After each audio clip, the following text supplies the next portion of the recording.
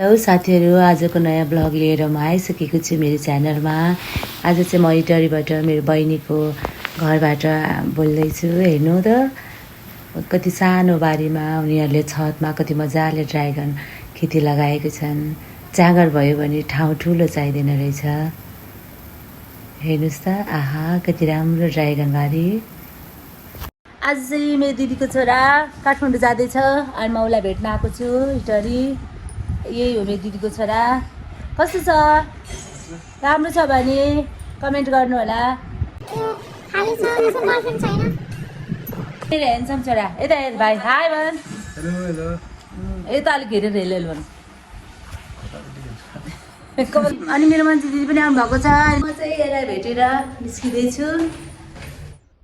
अब दिदीको घरबाट समयमलाई बाई बाई गर्दै हामी दुलारीतर्फ लाग्यौँ। दुलारीमा हाम्रो जेठानी दिदी बिरामी हुनुहुन्छ, उहाँलाई भेट्न जाँदैछौँ।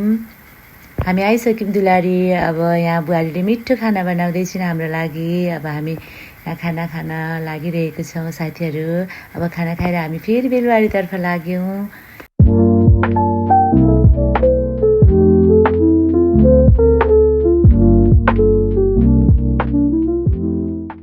अब हामी गच्छियाको पुल आइसक्यौँ साथीहरू। यो चाहिँ गच्छियाको पुल हो।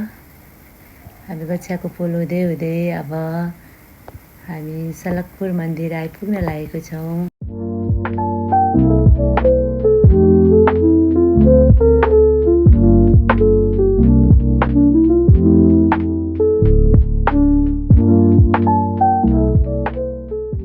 जय पाथिभरा माता, सबैलाई रक्षा गर्नुहोस्, सबैको जय होस्। जय पाथिभरा माता। अब म ब्लगको अन्त्यतिर आइसकेको छु साथीहरू। आजको मेरो छोटो ब्लग भए पनि आज धेरै रमाइला कुराहरू अनि रमाइलो पलहरू कैद भएको छ। हस् त, धन्यवाद साथीहरू।